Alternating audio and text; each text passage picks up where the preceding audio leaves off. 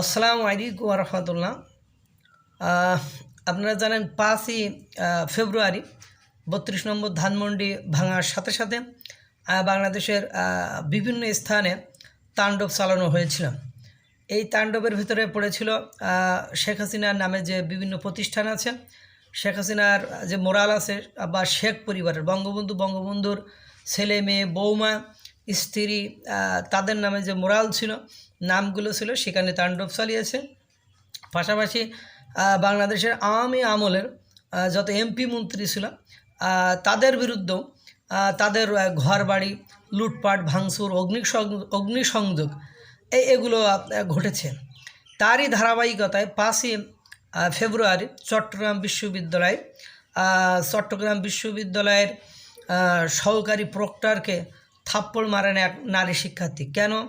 কেননা চট্টগ্রাম বিশ্ববিদ্যালয়ের শেখ হাসিনা হলের নৌকা প্রতীক ও শেখ হাসিনার মুরাল ভাঙতে গেলে হলটির নারী শিক্ষার্থীদের বাধার সম্মুখীন হন বিক্ষুব্ধ ছাত্র জনতা। অর্থাৎ বিক্ষুব্ধ ছাত্র জনতা শেখ হাসিনা হলের সামনে যে নৌকা প্রতীক এবং শেখ হাসিনার যে মোরাল ছিল সেটা ভাঙতে গেলে হলের ছাত্রছাত্রীরা হল থেকে বেরিয়ে আসে এবং তাদেরকে বাধাগ্রস্ত করে এবং তাদের সেই মোরাল বা নৌকা প্রতীকে হাত দিতে দেয় না।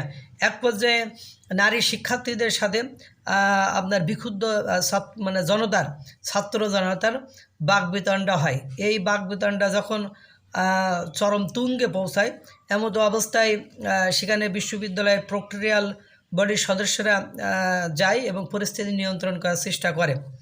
গণ্ডগোলের এক পর্যায়ে দেখা যায় সহকারী প্রক্টর কুরবান আলীর গালে আফসানা এনায়েত এনি নামের আইন বিভাগের এক ছাত্রী একাধিকবার থাপ্পড় দিয়ে থাকে বা তাকে থাপড়াতে থাকে।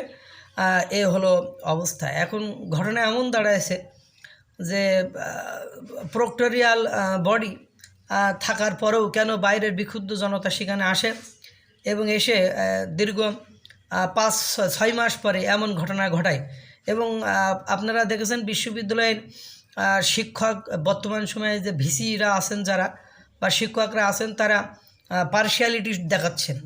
সর্বক্ষেত্রেই তারা পার্শিয়ালিটি বা একটা নির্দিষ্ট জনগোষ্ঠীর বা একটা নির্দিষ্ট ছাত্রমহলের কথাই তারা তাদেরকে চলতে হচ্ছে।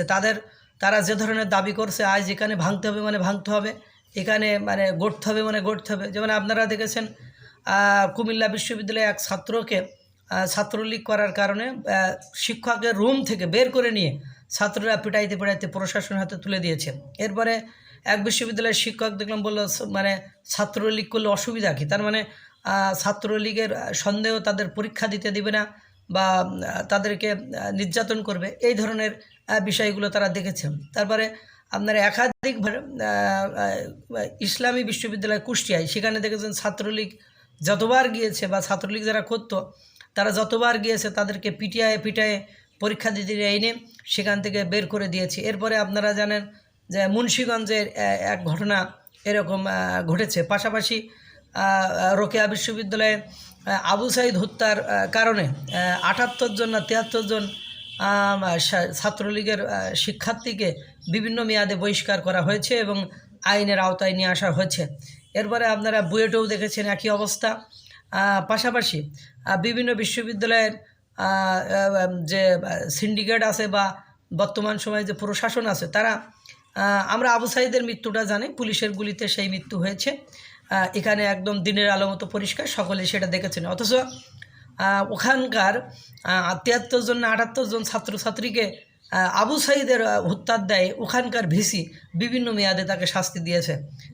এটা কি কোন আইনের বিধানে বা কোন নিয়মের ভেতরে পড়ে? প্রশাসন এটা করেছে এবং প্রশাসন বৈষম্য বিরোধী ছাত্র আন্দোলনের ব্যানারে যদি কোনো কিছু ভাঙচুর করতে চাইছে ভাঙতে দিয়েছে।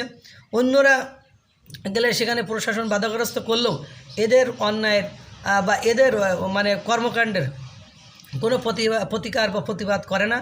তারা এটা একদম আমার মনে হচ্ছে এরকমই একটা ঘটনার ওখানে দাঁড়িয়েছে বা মেয়েদেরকে বলছে তোমরা যা করে করুক, তোমরা ভেতরে যাও। এরকম ঘটনা হয়তো বা ঘটতেও পারে।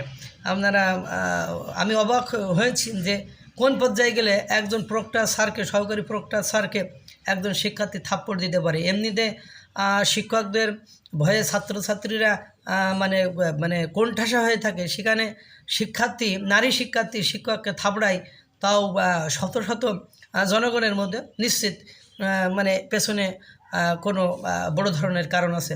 আল্লাহ তাআলা সকলকে ভালো রাখুক, সুস্থ রাখুক। আসসালামু আলাইকুম ওয়া রাহমাতুল্লাহ।